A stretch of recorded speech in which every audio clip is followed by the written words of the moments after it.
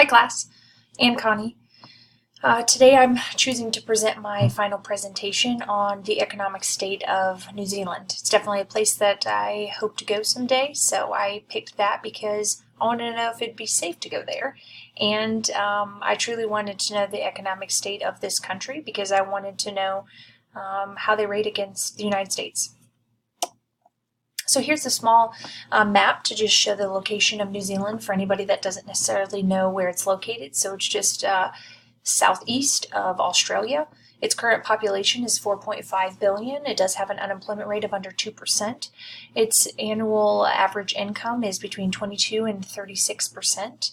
Its current national debt is $87 billion, which seems low compared to the United States at $22 trillion. It's nationally known for its exports, its picturesque landscapes. So I've seen that on social media, on the internet, and I love the mountains. So another reason that I definitely wanted to go here. I also found out that it was home of the Lord of the Rings movie, in which it was filmed there. So an economic analysis of the country. In New Zealand was the sixth wealthiest country per capita in 1965. From 1970 to 1980, though, there was a big push of Maorian people that were migrating from Australia to New Zealand for jobs,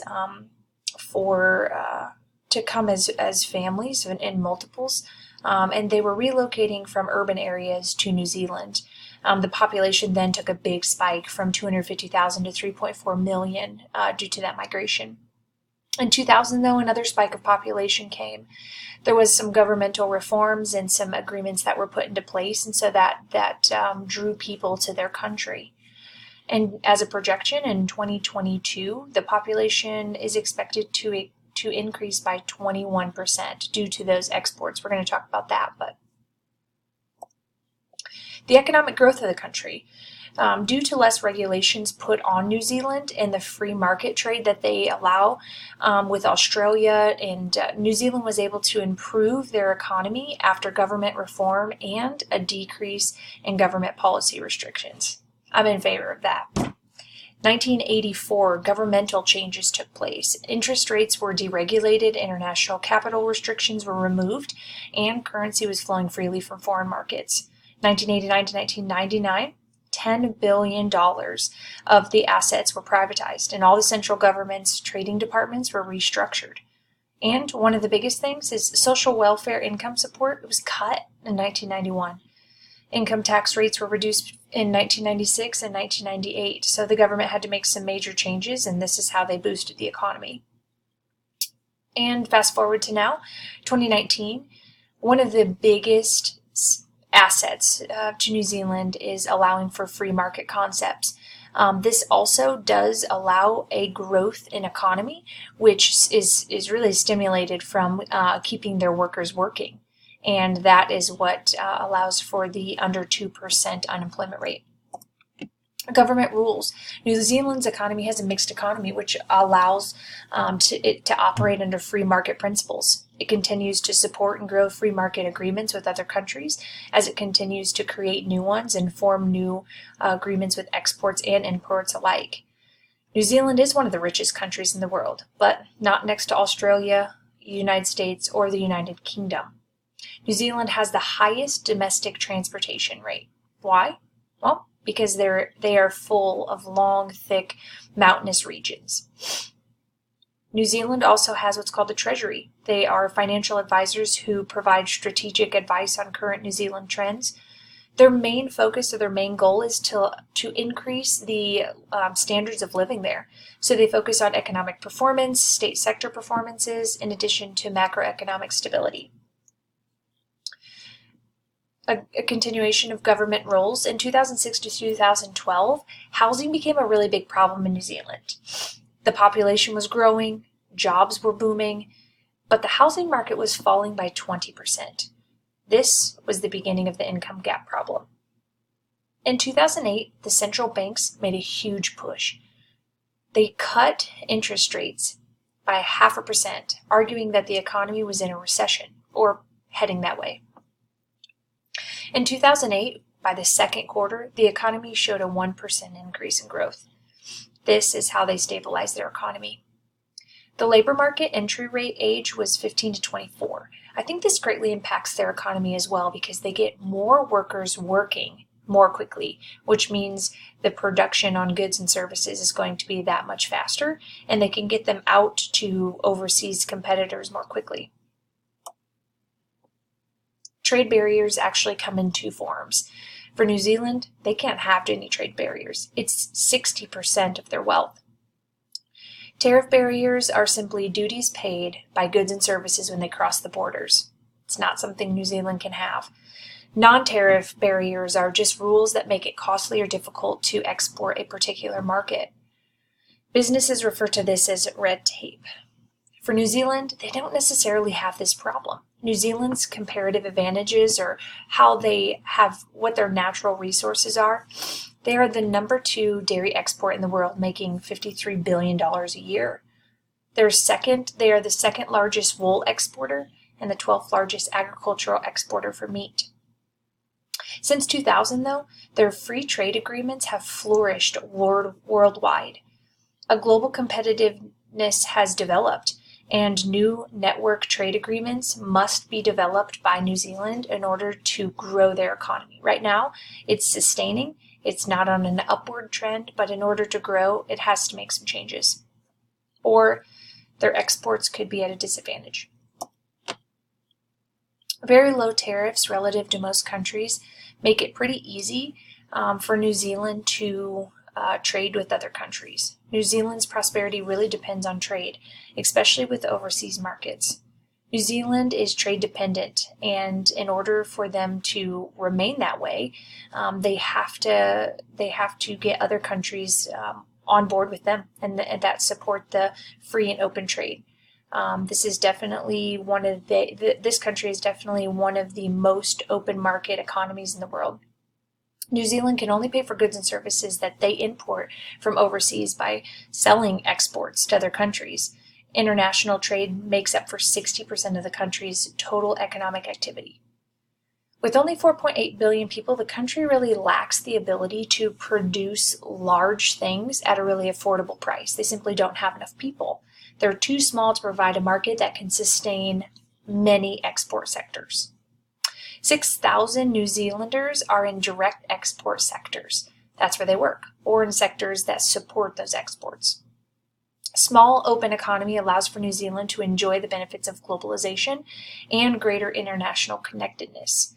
Overseas markets allow New Zealand businesses to grow in a way that they never could before. It also allows the people to access goods and services that they could never have, like computers or anything that requires a microchip, in addition to cell phones, modern TV, those types of things. But one of New Zealand's biggest problems is the income gap between the rich and the poor. It's definitely skewed towards the top. The wealthiest 20% of households in New Zealand hold 70% of the wealth, while the top 10% hold half the wealth of the country.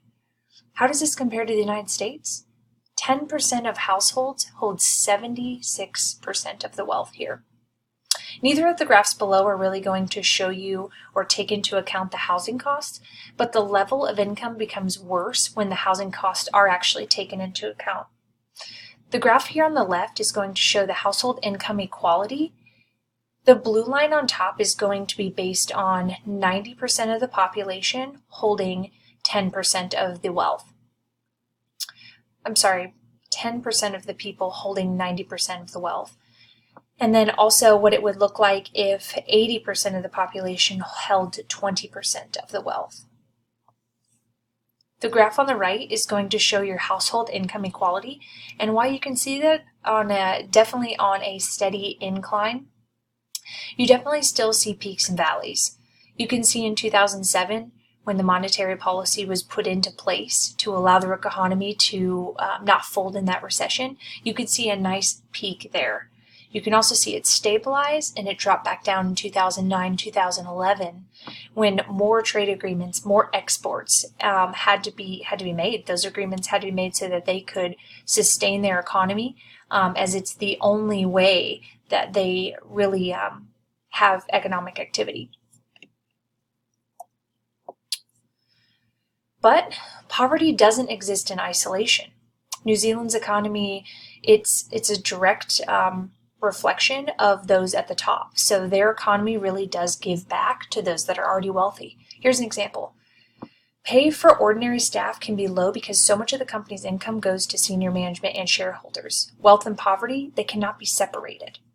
Take this tower, for example. Look at the top half of the tower. The wealthiest 1% have the top 10 floors to themselves. That shows a drastic difference between the income gap.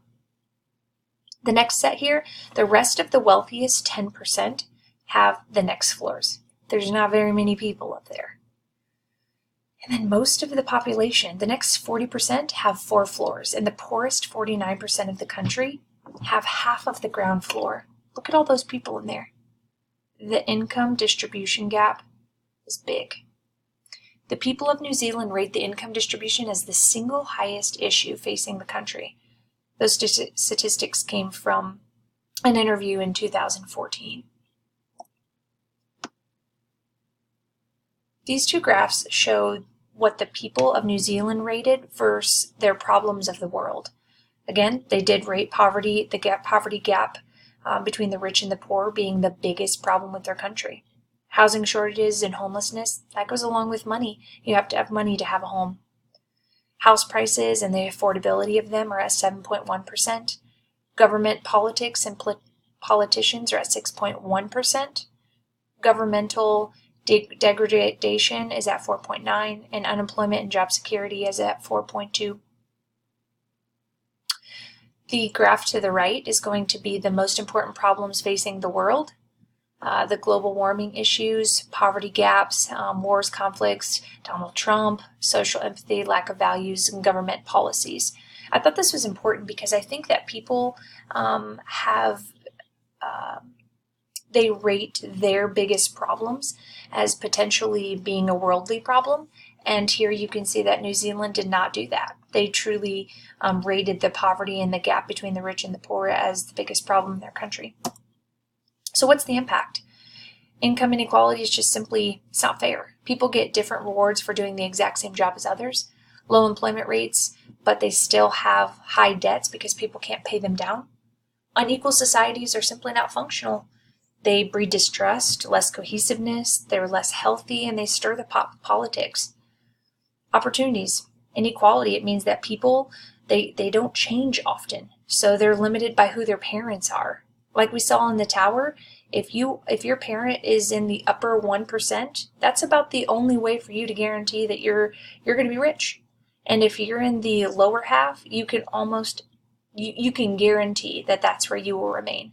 So the advantages of being in the wealthy population or the poor population, those are going to be passed down from generation to generation.